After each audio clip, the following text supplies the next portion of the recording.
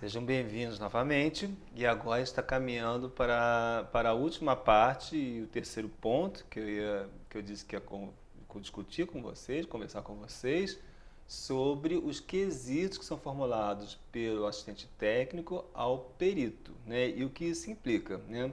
Só para lembrar, nós falamos sobre a imparcialidade, a parcialidade, jogamos algumas questões que eu pretendo finalizar procurando responder alguma coisa sobre o referencial ético que une esses dois profissionais que, grosso modo, eles vivem numa certa rota de colisão, né? Sobre o impedimento, né?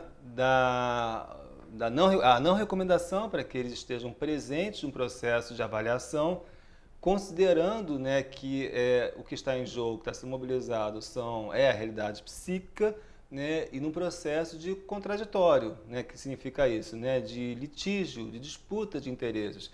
Eu trouxe para vocês o exemplo de situações de família, né, que são situações de alta complexidade. Quer dizer, imaginemos que seja o pai ou a mãe, outras pessoas da família disputando a guarda de um filho, que um filho, filhos, uma filha, que resiste à aproximação de um desses genitores ou pessoas da família e que isso gera um conflito familiar e gera um conflito judicial muito intenso, muito difícil de ser resolvido e que aí surge a acusação de que, bom, se a criança, ela por alguma razão, ela não quer se aproximar do pai ou da mãe, é por alienação parental e que depois também surja no meio disso tudo uma acusação, uma denúncia de abuso sexual ou de alguma situação de violência contra a criança. Quer dizer, o perito vai estar escutando necessariamente todas as pessoas envolvidas, deve escutar todas as pessoas envolvidas em qualquer circunstância, trazendo esse exemplo, né?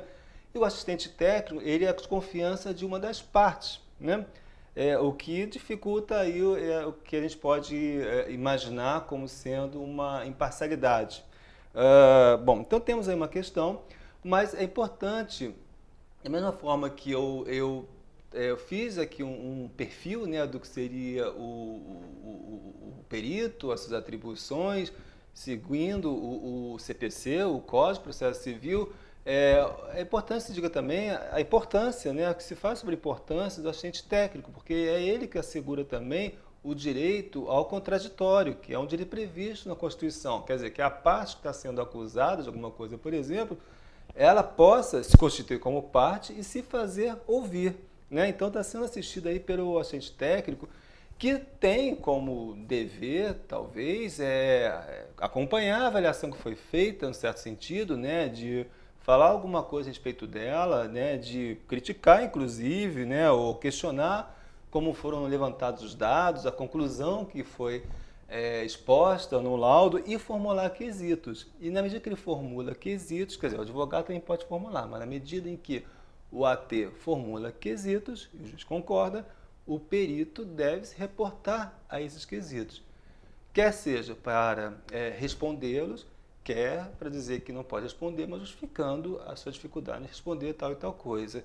Isso, sem dúvida, a gente pode imaginar, né, nesse contexto que eu estou tentando trazer a vocês, uma certa relação de conflito, né, na verdade, porque, sem dúvida, se o assistente técnico ele pode ser mais tendencioso, né, ele tem uma visão parcial de toda aquela situação, é claro que os quesitos dele vão ser permeados de uma certa intencionalidade, de demonstrar alguma coisa que ele queira, ou o advogado à parte queira demonstrar.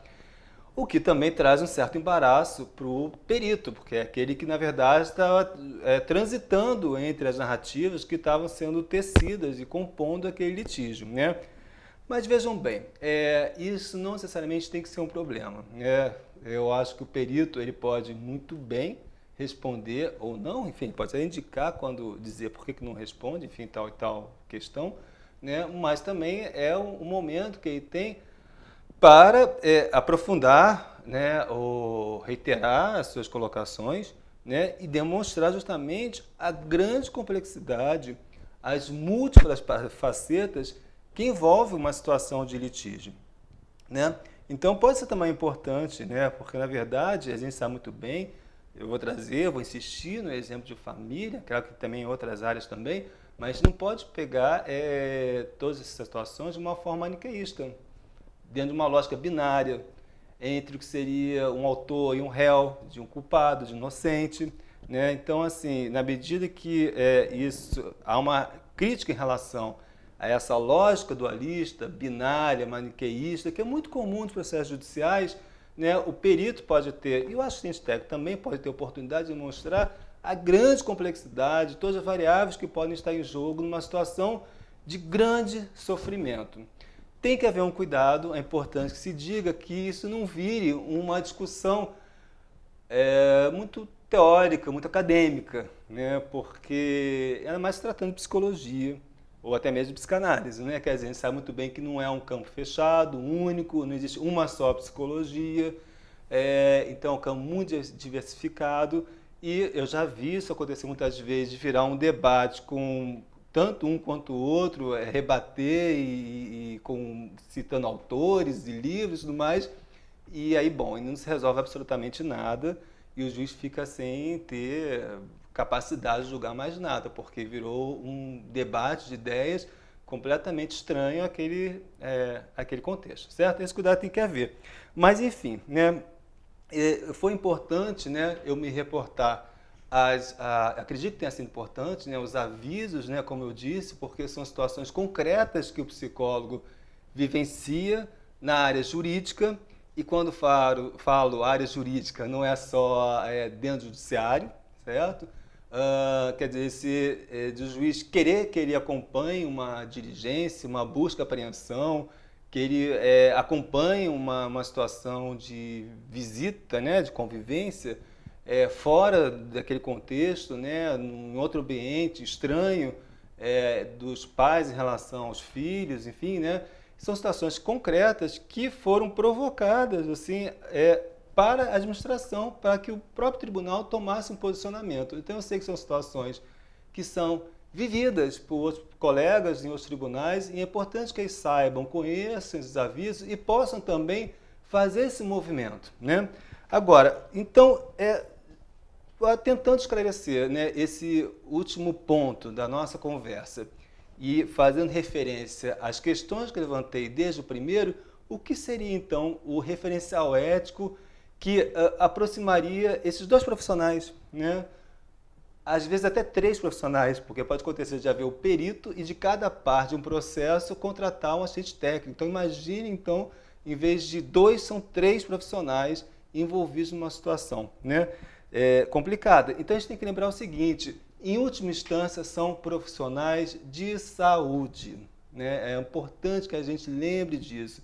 É importante que tanto um quanto o outro não se arvore no campo do direito, certo? Porque isso acontece, às vezes, do psicólogo cometer esse erro, talvez pela proximidade com o campo do judiciário, de, às vezes, escrever um laudo como se estivesse proferindo uma sentença. Não façam isso, na verdade, ok? São profissionais de saúde, então tem que se debruçar sobre o caso, em sua particularidade, com um cuidado ético, de tentar justamente pacificar minimamente aquelas relações, apaziguar, no certo sentido, promovendo a saúde mental, né? Seria talvez o objetivo maior, tentar contornar o potencial destrutivo e de grande sofrimento que vivenciam as pessoas que entram com uma ação judicial, procurando resolver um problema no qual elas não se sentem mais capacitadas para resolverem. Então, eu acho que esse referencial que deve, em última instância, unir ou aproximar minimamente o perito e o assistente técnico, né? Bom, então eu encerro aqui, vou encerrando aqui a minha fala. Eu gostaria de deixar como referência os livros que eu falei de início, especialmente esse último, que é Atualidade em Psicologia Jurídica, organizado por mim, pela editora Anal, em que vocês vão perceber que são abordados diversos temas, não só aquele que eu mais me dediquei aqui na minha fala sobre várias famílias, certo? Mesmo porque a psicologia jurídica não é apenas a psicologia do psicólogo que trabalha dentro do judiciário, certo? Então, assim, a área jurídica é muito mais extensa, envolve outros campos. O psicólogo trabalha nas defensorias públicas, o psicólogo trabalha no MP, o psicólogo trabalha nas delegacias especializadas, que trabalha no sistema penitenciário, enfim, inclusive até o psicólogo que trabalha no campo legislativo. Então, tudo isso pertence, de alguma forma, pertence à psicologia jurídica, que é uma fronteira que se faz, uma interlocução bastante promissora, bastante fecunda com o campo do direito. Então, fica aqui a indicação desse livro e dos demais que eu falei para vocês, tá? E obrigado, então, pela assistência. Obrigado.